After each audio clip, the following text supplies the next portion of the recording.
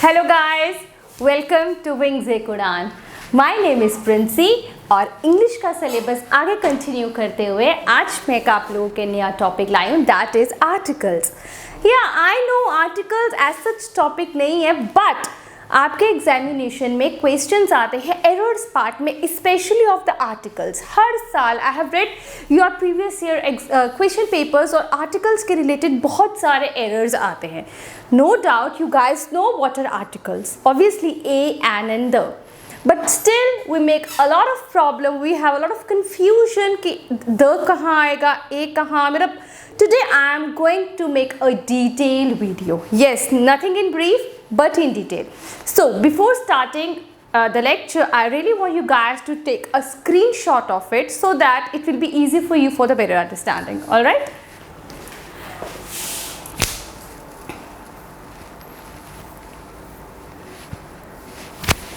Alright, I think you guys are done with the screenshot. So let's start.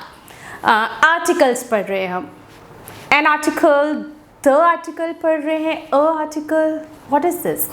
Don't worry. Today all the doubts will be cleared. सबसे पहले जानिए articles की two types होती है. We have divided into two types. Indefinite articles and definite articles. Alright? Definite और indefinite का मतलब क्या होता है? इनडेफिनेट जो चीज़ डेफिनेट नहीं है, और डेफिनेट मतलब पर्टिकुलर, हम पर्टिकुलर किसी चीज़ की पर्टिकुलर में पता है हम किस चीज़ के बारे में बात कर रहे हैं। जब हमें पता है हम किस चीज़ के बारे में बात कर रहे हैं, then we use the, because the comes under the definite articles. And indefinite के लिए any common noun A and is used with that, with the indefinite articles. Alright guys, अब यहाँ पर मैंने एक एग्जाम्पल का छोटा सा सेंटेंस लिखा है. There was a child. The child was crying for a balloon. Same. यहाँ पर भी child use हुआ है, यहाँ पर भी child use हुआ है. But here we have used the preposition a and here we have used the preposition the. So मैंने जैसे बताया definite and indefinite, यहाँ पर किसी भी child के बारे में हम बात कर सकते हैं, कोई भी बच्चा in general, then a. But हम in the second sentence we are particularly talking about that child who is crying for a balloon. So here the articles the come. छोटा सा मैंने एग्जाम्पल दिया है. Alright, चलिए सबसे पहले मैं आपको a and a का क्लियर करती हूँ. अभी तक आप लोगों ने जो रूल पढ़े थे कि हमारे पास अल्फ़ाबेट्स होते हैं 26, जिसमें 26 लेटर्स होते हैं, जिसमें 5 वॉवल्स होते हैं, a e i o u. That's you all. Rest of 21 letters are the consonants. Alright. But और हम लोगों ने बचपन में हम लोग हमेशा पढ़ते आए हैं कि ए E I O you vowels के आगे हमें जो भी वर्ड वॉवल लेटर से स्टार्ट होगा उसके आगे हम एन लगा देंगे. ऑलराइट, यही पढ़ा है guys. This is an old rule, this is an incomplete rule. Actually में ये रूल है भी और नहीं भी है. Alright, I will tell you. So article A is use before the consonant. This is right. जो भी कॉमन चीज़ें हैं, a book, a car, a cup, a marker, a pen, here you use a. But an is not used before the vowels, it is used before the vowels sound. vowels की sound होती है, हमारे English के हर एक letter की sound होती है. जैसे a की साउंड होती है ए, b की साउंड ब, c की साउंड क, या स भी हो सकती है, d की साउंड ड. तो हमारे हर एक की फोनेटिक्स कहते हैं इसको, इसकी एक साउंड होती है. तो जो भी vowels A E I O U की साउंड्स के साथ, नॉट द वॉवल्स, साउंड्स के साथ जो वर्ड्स होते हैं उनके साथ हम एन लगाते हैं. ओके, क्या मैं आपको वॉवल्स की साउंड्स बताऊं? बड़ा फनी लगेगा, but still I will tell you guys the sounds of the vowels. Alright, अ, आ, ई, उ, ए, ओ. हमने you know when we were in KG और नर्सरी हमने पढ़े थे क ख ग से पहले जो ऊपर वो आते ना, व्हाट यू कॉल देम, स्वर आई गेस. यस, तो वो ही वर्ड्स होते हैं जो वॉवल साउंड्स को रेफर करते हैं. ऑलराइट, तो हमने इन साउंड्स पे ध्यान देना है. कॉन्सोनेंट्स एंड वॉवल्स की साउंड्स का अगर आपको पता चल गया तो ए एन में आपको कभी भी कंफ्यूजन नहीं होगी. So guys, work on the sounds, work on the phonetics. ये फोनिक्स का खेल है सारा. Alright, now there are certain examples. So आइए मैं आपको करके दिखा दे. It's apple, a. अभी जो मैंने आपको sounds बताए उसमें a. So here goes a apple or an apple. Obviously an apple. Engineer, e. Engineer. Obviously e is a sound of a vowel and. European. अब अगर आप ओल्ड रूल के हिसाब से चलते हैं कि वॉवल के आगे आंखें बंद करके हमने एन लगा दिया। तो अगर आप यूरोपियन यहाँ पढ़ते तो ए आई ओ यू में से E again one of the vowel, तो आप यहाँ पर एन लगा देते हैं। बट यूरोपियन य the sound is coming over here, consonant sound आ रही है, य वॉवल साउंड नहीं आ रही है, तो यहाँ पर you guys go for a European. Umbrella again a vowel sound and umbrella. University you य, हिंदी में उसको कर लीजिए ना यूनिवर्सिटी। किसी भी वर्ड की अगर आपको साउंड फाइंड करनी तो उसका मैं आज आपको तरीका बताती हूँ। आपको उसको हिंदी में कन्वर्ट कर लेना था। यूनिवर्सिटी को य ऊ न य, तो यहाँ पर a. Orange obviously an. Hour, अब यहाँ देखो तो आगे वाला एच है, it is a consonant, but sound क्या आ रही है, आवर आ, it's a vowel sound, so here you also use an.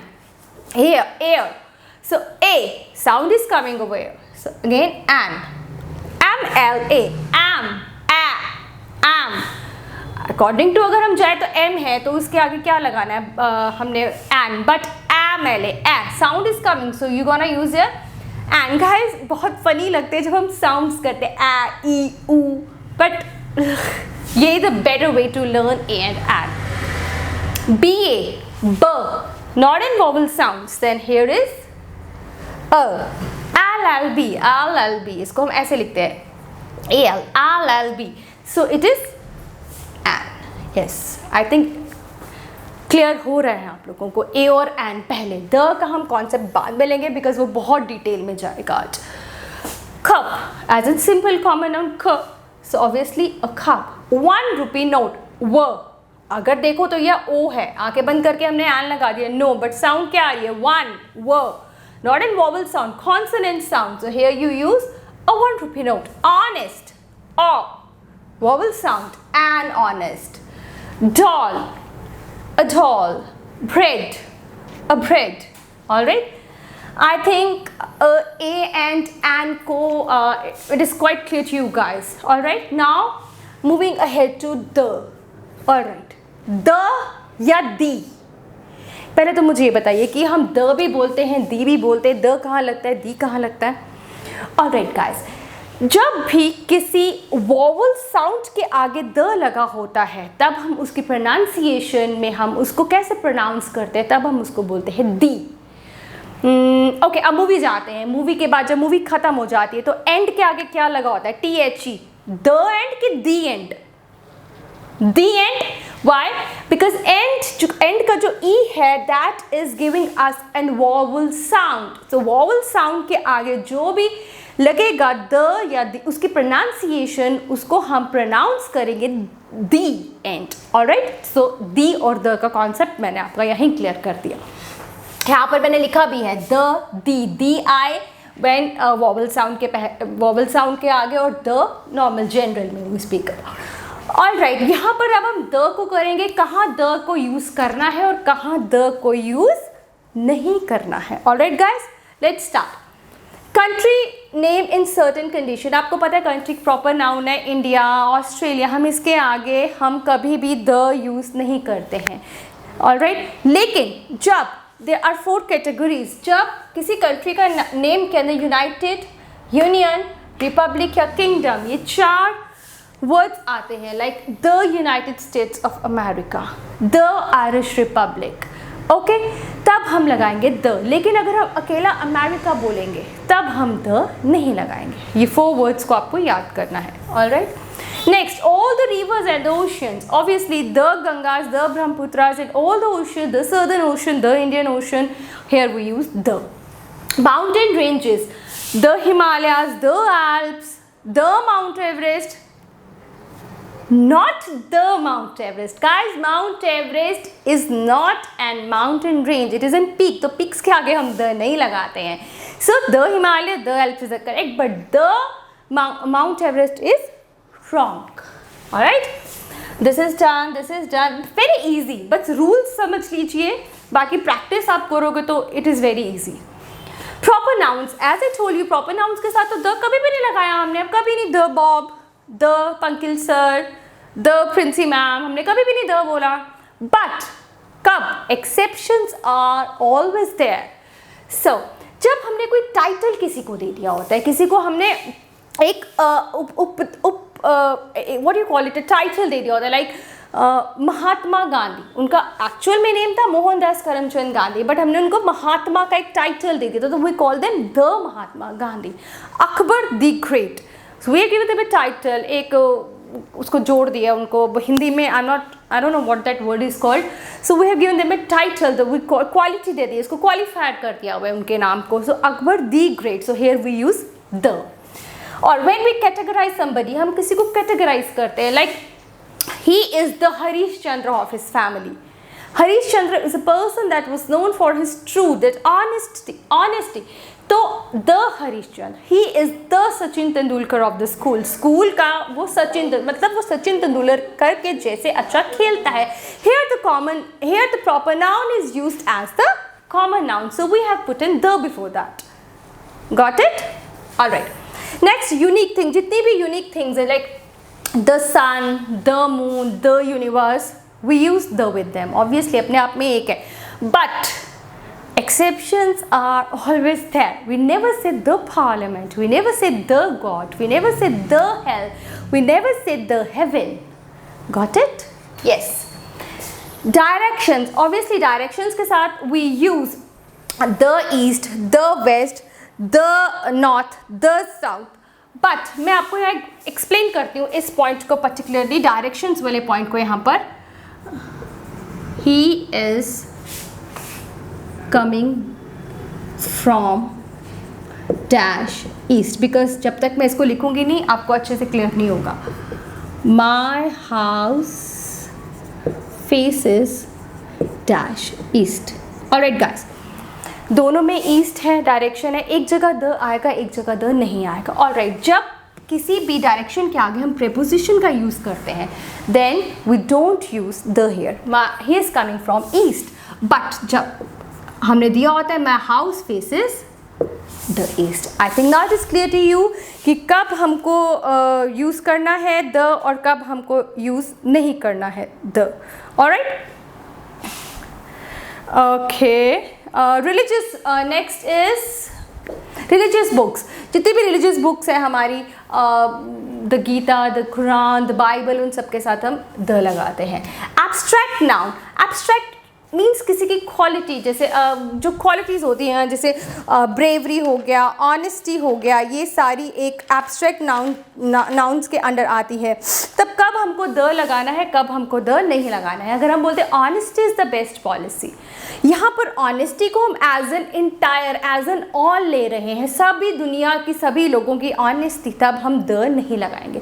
But जब हम पर्टिकुलरली किसी की बात करते हैं, for example the honesty showed by him during the match was commendable.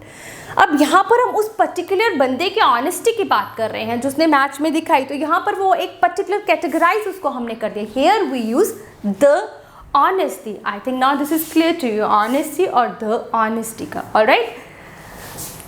Next is college, school, bed, jail, temple. अब इनके साथ हम लगाते हैं द के नहीं लगाते हैं, बताइए। I go to college, my brother goes to school, हम नहीं लगाते हैं, right. But exceptions are always there. जब हमें पता है स्कूल का पर्पस क्या है, वहाँ जाते हैं पढ़ाई के लिए। I go to college, I know that I am going there for the study, but अगर इस सेंटेंस को ऐसे बोलना हो, my father is going to the college to deposit the fee. पापा तो कॉलेज पढ़ने नहीं जाते, वो पर्टिकुलरली किसी और काम के लिए वहाँ जा रहे हैं। क्या काम के लिए जा रहे हैं? फ़ी को डिपॉजिट करने के लिए। तब हमने वहाँ पर द लगा दिया। एक और सेंटेंस देती हूँ मैं आपको, जैसे कि मैं लिख के बताती हूँ। He is in dash jail. Jail. All right. Yes. I am in dash jail. All right. He is in dash jail. I am in dash jail. अब वो वहाँ पर एज इन कैदी है, तो मतलब उसका पता है जेल में कौन होते हैं, कैदी होते हैं, तो ऑब्वियसली यहाँ पर हम द का यूज़ नहीं करेंगे। अब I am in the jail, मैं उसको मिलने के लिए जेल में गई हूँ, सो यहाँ पर हम द का यूज़ करेंगे। Okay okay. I go to bed, मैं बेड बेड पे जाती हूँ, मतलब मैं बेड के ऊपर सोती हूँ। I am sitting on the bed, यहाँ पर बेड का काम सोने का है, बट यहाँ पर बेड के ऊपर मैं बैठ रही हूँ। गॉट इट गाइस, कि इनके साथ हमने द कब लगाना है और द कब नहीं लगाना है। All the political parties like the BJP, the Congress, you know that you have to use the with them. All the musical instruments, the tabla, the guitar, the violin, all the musical instrument we use the with them. All the historical movement that जिनका जिक्र कहीं ना कहीं history में हुआ है, the Red Fort, the Taj Mahal, so यहाँ पर हम यूज़ करेंगे the का। Alright guys, कोई भी पर्टिकुलर थिंग होती है, सपोज जैसे देयर इज़ अ काउ, यहाँ पर अ का आया, अब उसी काउ को मैंने पर्टिकुलर कर दिया, dash black cow is grazing in the field. अब वो काउ के आगे मैंने एक एडजेक्टिव लगा दिया, उसको पर्टिकुलर कर दिया, तो फिर the black cow. Got it? Common चीज़ से उसको उठा के मैंने पर्टिकुलर कैटेगरी में फिट कर दिया, then you use the with that. I think that is clear with you guys. Okay, ordinals, जितने भी ऑर्डिनल्स होते हैं, फर्स्ट, 10, थर्ड, फोर्थ, हम द यूज़ करते हैं। The first, she comes the first in the race, तो हम उसको द लगाते हैं। Degrees, okay, this is very much important. Degrees आप सबको पता है, हमारे पास 3 तरह की डिग्रीज होती हैं, हमने पहले करी हुई है, positive degree, comparative degree and superlative degree. अब यहाँ पर द कहाँ आता है, अब मैं यहाँ पर आपको लिख के दिखाती हूँ। अगेन मैं आपको एक सेंटेंस लिख के दिखाती हूँ, you will get more clarification on it.